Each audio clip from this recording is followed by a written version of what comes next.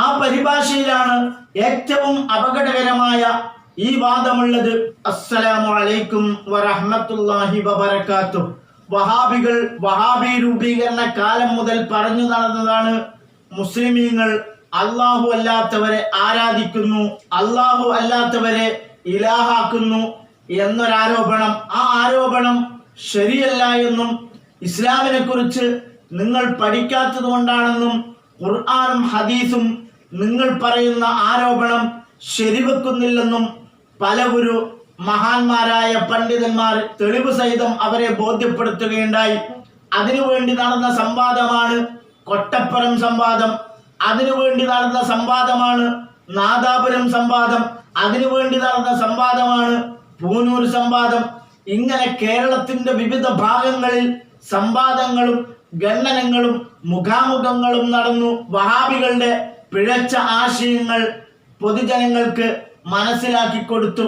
തീരെ ബോധവും അന്തവുമില്ലാത്ത വഹാബികൾ പറയുന്നത് ബദരീങ്ങളെ കാക്കണേ, ബദരീങ്ങളെ രക്ഷിക്കണേ, നബിയെ കാക്കണേ, നബിയെ സഹായിക്കണേ എന്നിത്യാദി വാചകങ്ങൾ വഫാത്തായ നബി സല്ലല്ലാഹു അലൈഹി വസല്ലമ തങ്ങളോടും ശുഹദാക്കളായ ബദരീങ്ങളോടും നിങ്ങൾ നടത്തുന്നുണ്ട്. അതുകൊണ്ട് തന്നെ നബി സല്ലല്ലാഹു അലൈഹി വസല്ലമ തങ്ങളെയും ബദരീങ്ങളെയും മരണപ്പെട്ടുപോയ ഔലിയാക്കളെയും മറ്റമ്പിയാക്കളെയും ആരാധ്യരായി നിങ്ങൾ കാണുന്നു എന്നാണ് മുജാഹിദ് ബാലുശ്ശേരി പറഞ്ഞു. എന്ത് 5 ലക്ഷം വരുന്ന മുസ്ലിങ്ങൾ മാത്രമേ ഹജ്ജിനവിടെ എത്തുന്നുള്ളൂ, ബാക്കിയുള്ളവരൊക്കെ എന്താണ് മുശ്രിക്കീങ്ങളാണ്. ആ വാചകത്തിൽ തന്നില്ല, അത് കേൾപ്പിക്കാൻ കഴിയില്ല. എന്റെ കയ്യിലുണ്ടാ ക്ലിപ്പ് ഇടാൻ സമയമില്ല. വെറുതെ പറയാം, വെറുതെ ശിർക്ക് ചെയ്യുന്നവർ ഹജ്ജ് ചെയ്യുന്നു, ആ മുശ്രിക്കുകളാണ് അവിടെ ഹജ്ജ് ചെയ്യണത്. മുശ്രിക്കീങ്ങളാണ് ആ വാചകത്തിൽ തന്നില്ല, വെറുതെ പറയാം, വെറുതെ വാചകത്തിൽ തന്നില്ല, അത് കേൾപ്പിക്കാൻ കഴിയില്ല. ആ മുശ്രിക്കുകളാണ് അവിടെ ഹജ്ജ് ചെയ്യണത്, എനിക്ക് അനസിനെ കുറിച്ച് ഓർക്കുമ്പോ ഈ മനുഷ്യൻ തന്നെയാണോ ഇനി മറ്റെന്തെങ്കിലും ഒരു ജന്മമാണോ? യഥാർത്ഥത്തിൽ ദൈവമേ രക്ഷിക്കണേ എന്ന് പറഞ്ഞ ബാലേട്ടനാണ് യഥാർത്ഥ മുസ്ലിം.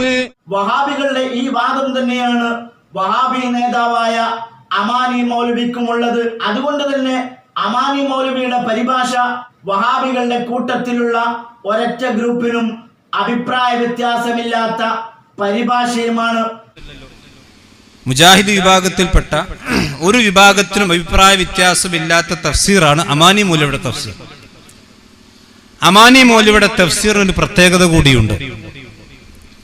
മഹാനായ കെ എം മൗലവി റഹ്മത്തുള്ളാഹി അലൈഹിയാണ് ആ അമാനി മൗലവിയുടെ തഫ്സീറിന് അവതാരിക എഴുതിയിട്ടുള്ളത്.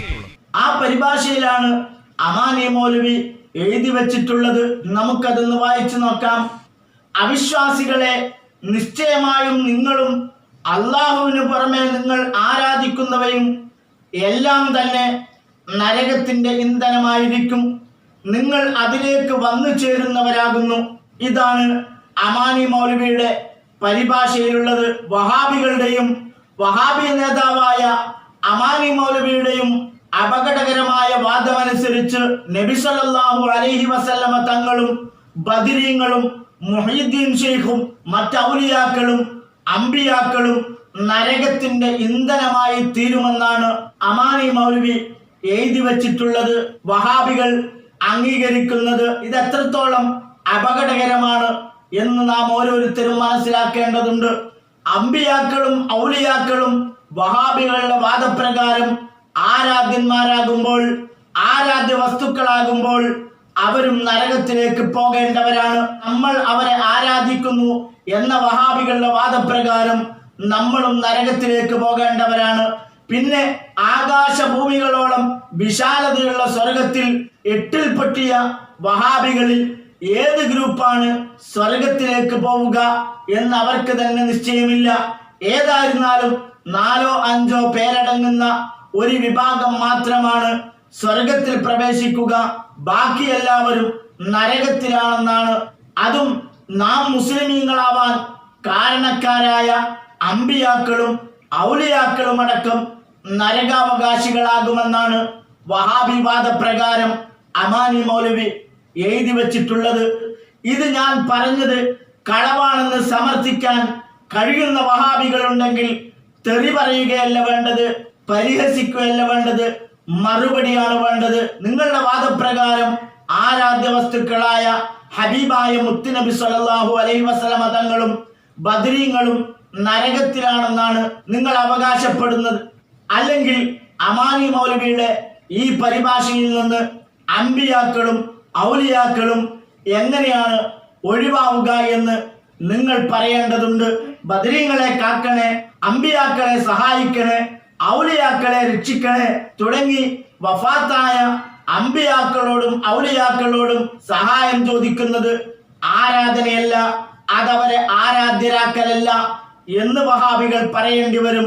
അല്ലെങ്കിൽ മുത്തുനബി സല്ലല്ലാഹു അലൈഹി വസല്ലമ അടക്കമുള്ള അമ്പിയാക്കളും ഔലിയാക്കളും നരകത്തിലാണെന്ന് വഹാബികൾ പറയേണ്ടി വരും. ഏത് നിലപാടാണ് വഹാബികൾ എടുക്കുന്നത് എന്ന് അറിയാൻ ഞങ്ങൾക്ക് താല്പര്യമുണ്ട്. ആദ്യത്തെ നിലപാട് സ്വീകരിച്ചാൽ, ഇപ്പോഴുള്ള വഹാബി ആശയം വലിച്ചെറിഞ്ഞാൽ സർവ വഹാബികൾക്കും രക്ഷപ്പെടാം.